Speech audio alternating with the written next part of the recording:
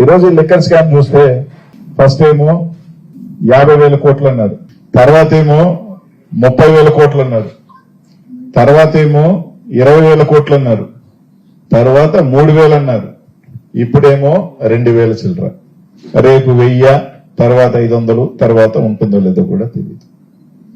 ఈ liquor scam మనం చూస్తే ఎక్కడ కూడా దానికి సంబంధించిన ఆర్థిక లాభాలు లేవు, డబ్బులు పట్టుకుంది లేవు, ఆధారాలు లేవు. సరే ఈ అకౌంట్ లో నుంచి ఎక్కడికైనా ట్రాన్స్ఫర్ అయినాయి అంటే అవి కూడా లేవు. కేవలం కొంతమంది అధికారులను పిలిపించుకొని బెదిరించి మీకు ఉద్యోగాలు ఇబ్బంది చేస్తాం, రకరకాల కేవలం కొన్ని ఒక స్టేట్మెంట్స్ వల్ల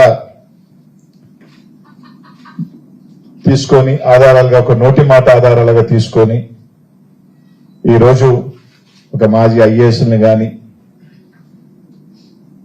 అలాగే ఈరోజు ఎంపీగా మూడోసారి ఎంపీగా 40-50 సంవత్సరాలుగా పెద్దిరెడ్డి కుటుంబం చిత్తూరులో చంద్రబాబు నాయుడు గారికి వ్యతిరేకంగా ఒక బలమైన వర్గంగా కుటుంబంగా వెలుగొందుతున్న పెద్దిరెడ్డి కుటుంబం నుంచి వచ్చిన మూడోసారి ఎంపీగా ఉన్న మిథున్ అన్న మీద ఈరోజు కేసు వేయటం కూడా అరెస్ట్ చేయటం కూడా చూసాం.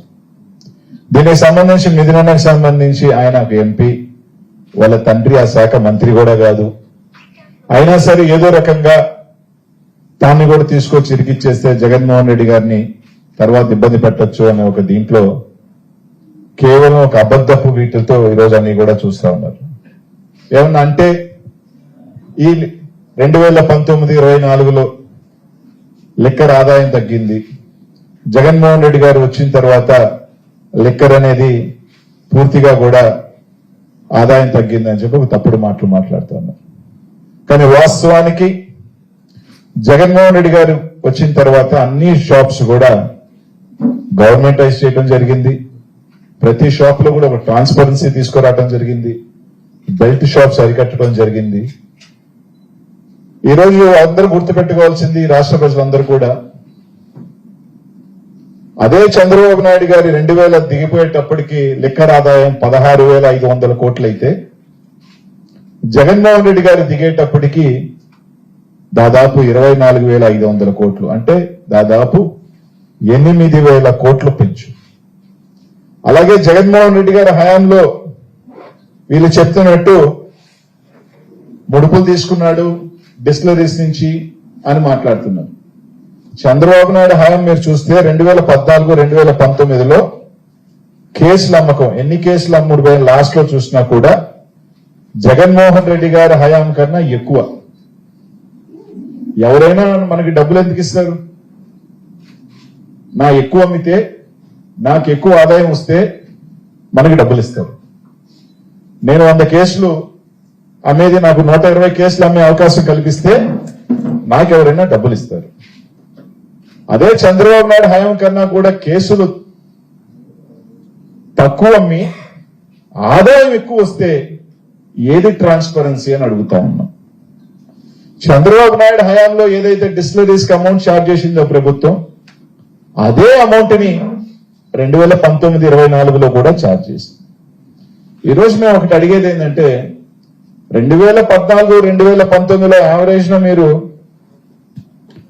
దాదాపు 3 కోట్ల పైగా కేసులు అమ్మితే జగన్మోహన్ రెడ్డి గారి దగ్గరకు వచ్చేసరికి దాదాపు 2.7 2.8 కేసెస్ ఉన్నాయి, క్రోర్ కేసులు. అదే రేట్ తో అప్పుడు అమ్మారు, అదే రేట్ తో డిస్టిలరీ ఇప్పుడు అమ్మారు అన్నప్పుడు ఆదాయం వైఎస్ఆర్ కాంగ్రెస్ పార్టీ వచ్చినప్పుడు ఆదాయం వచ్చింది, మీరు వచ్చినప్పుడు ఆదాయం తక్కువైంది. అంటే ముడుపులు వాస్తవానికి మీరు తీసుకున్నారు.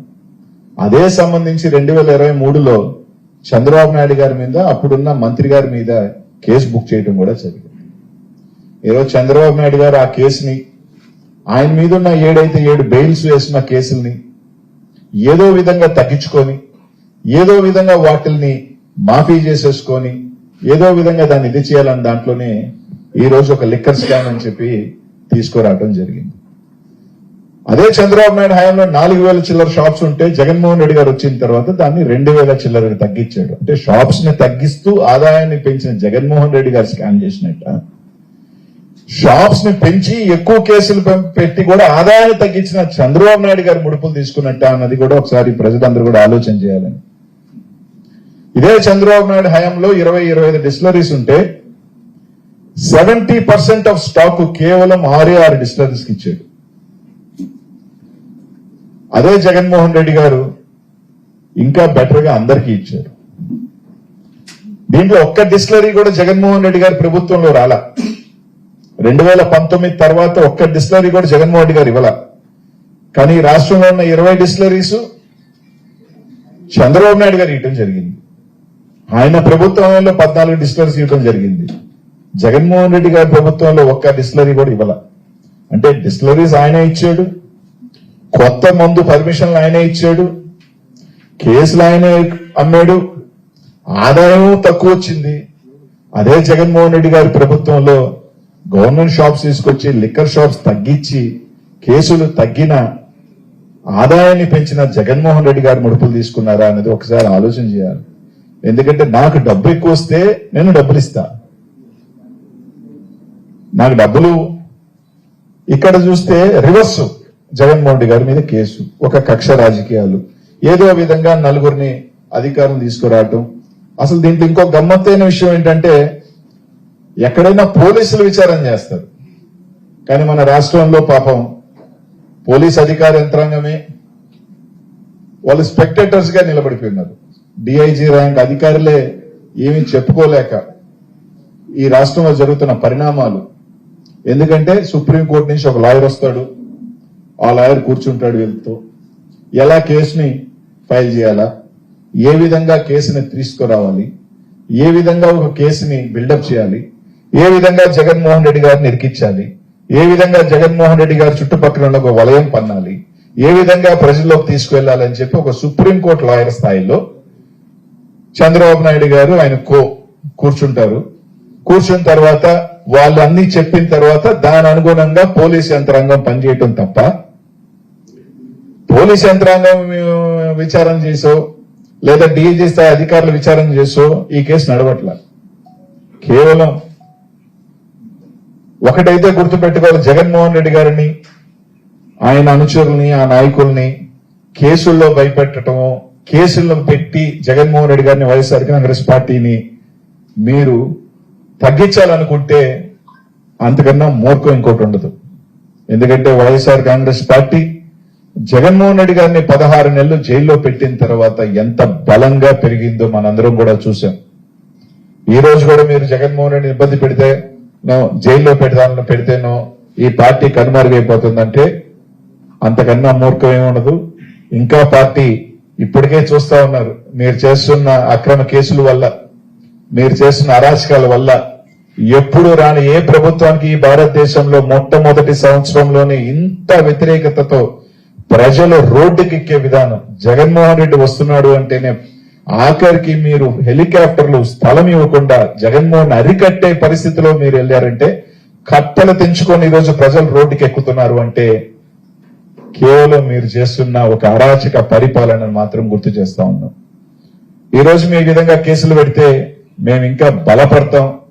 మహా అంటే మీరు ఒక 30 రోజులు 40 రోజులు మా నాయకుల్ని మమ్మల్ని జైల్లో పెడతారు, ఒక సునకానందం పొందొచ్చేమో, కానీ ఇంకా రెట్టింపు ఉత్సాహంతోనే ఈరోజు పనిచేస్తాం. అసలు ఈ కేసుకి సంబంధించి మీరు చూస్తే పోలీసు వ్యవస్థ పలానాయన్ని రేపు అరెస్ట్ చేస్తానకు ముందే ఒక ఎల్లో మీడియా రాసేసి ఉంటది, ఈయన్ని అరెస్ట్ చేస్తారు, ఈ విధంగా అరెస్ట్ చేస్తారు. అదే విధంగా నెక్స్ట్ రోజు పోలీస్ వ్యవస్థ పనిచేస్తా ఉంది.